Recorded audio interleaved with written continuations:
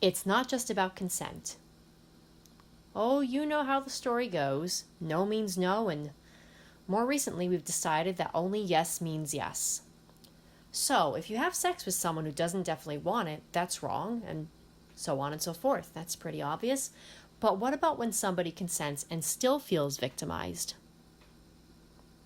So sometimes a victim's partner doesn't have to pressure the victim to have sex or to undertake certain acts because society or the victim's social circle has already done like the part of getting the victim to think that they should do this act or that they should want to do this act. So the abuser in this case just sits back and takes advantage of the victim's willingness to perform the sex act without checking in and seeing if the victim really wants to do them. So, of course, sometimes the partner isn't aware that the victim feels obligated. In these cases, the victim isn't really being abused by the partner, and the partner isn't guilty of anything, but rather the victim was being groomed and abused by their society. However, I'm mostly talking about cases where the partner is aware of the societal manipulation and is just happy to get the sex, or the sex act they want, and isn't really interested in whether the victim's comfortable and is thrilled that the victim can not really technically say, well, I was forced. So true, but neither do vultures kill their prey, but we still view them as predators. So a lot of times I think that victims are made to feel like if they consented, if they said yes, then they have no right to complain. And they have absolutely no rights to judge the intentions of their sexual partner because, well, consent was obtained. But a lot of it is also about the motivation, like of why the person is having sex with you. Why is the victim's partner having sex with them? Is it for selfish reasons? If that's the case, then consent is not really as relevant. And it's, nobody really consents to being sexually used. So was she really consenting to having sex with a partner who was thinking this way about the act? And, also, this kind of an attitude will spill out of the bedroom and the victim will be taken advantage of in other areas of the relationship, whether it's housework, emotional neglect, chores, financial. A selfish person is basically a selfish person, whether it's in and out of the bedroom, and vice versa. So also, another thing I've noticed that it's not just about the consensual aspect of it, but it's also about the flavor of sexuality that these guys prefer. Usually they're guys, but it's the flavor of sexuality that these toxic people prefer, not the intensity with which they want it or the means they go about getting it. Like, it's not just that they convince you to say yes or they take advantage of your willingness to say yes, but it's also the type of sex that they want. That's the issue. So, like, they like to convince society and their female targets that it's sex that they want.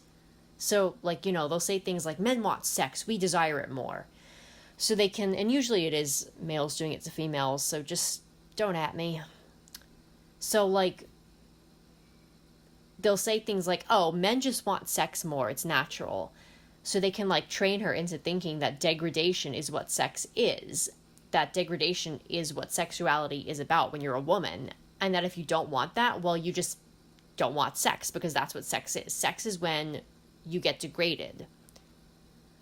So degradation or celibacy is, take your pick.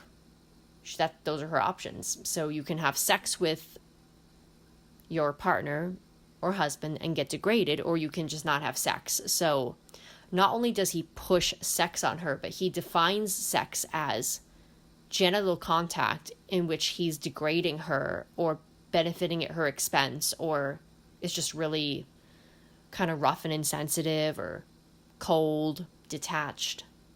Like, almost, and I'm not saying you can't have sex without being in love with somebody. Obviously that can happen and still be, non-abusive.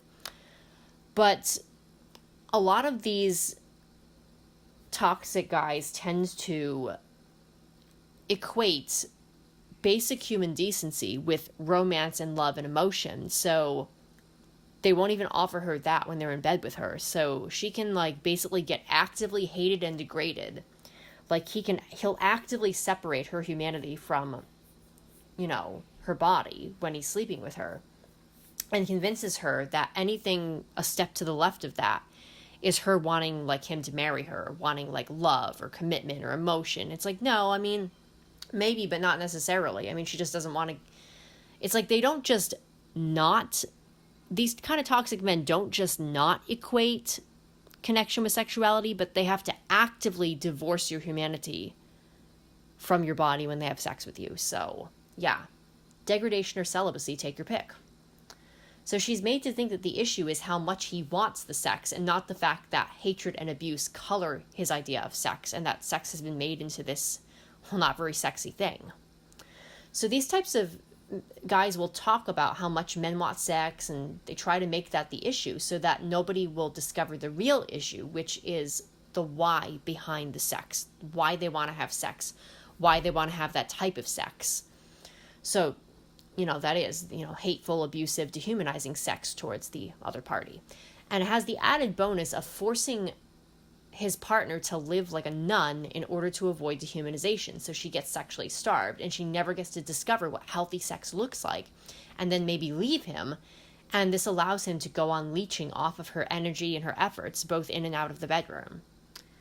So a lot of batterers are very happy about the kind of unrefined efforts of feminists to make this only about consent, especially around consenting to specific acts, because they don't want anyone to notice that the relationship structure in general is the problem, because they create relationships that overall benefit them at the victim's expense. So it's in their interest when they're caught out to get everyone to hyper focus on specific actions or deeds or consent rather than the general tone or purpose of the relationship and what their goal is, which is to dominate her.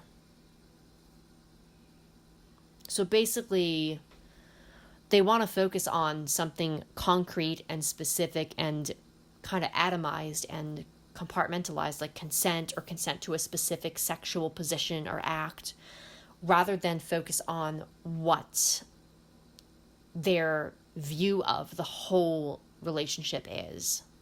So that's kind of basically all I have to say about that topic, but I really hope it adds a lot of clarity to maybe your own relationship or relationships in general or this whole sticky topic, because ever since the Me Too stuff came out, I feel like people have just been kind of going gung-ho forward and not really thinking about a lot of the nuances. But I also think that it's opened up a lot of discussion in some more obscure circles about the nature of sexual abuse, of male-female relationships, of consent versus all this stuff I'm talking about and what the real issue is. And I think we're definitely making some headway, and I'm just really proud to be part of that. So if you liked this episode, just share, subscribe, tell your friends, and have a great day.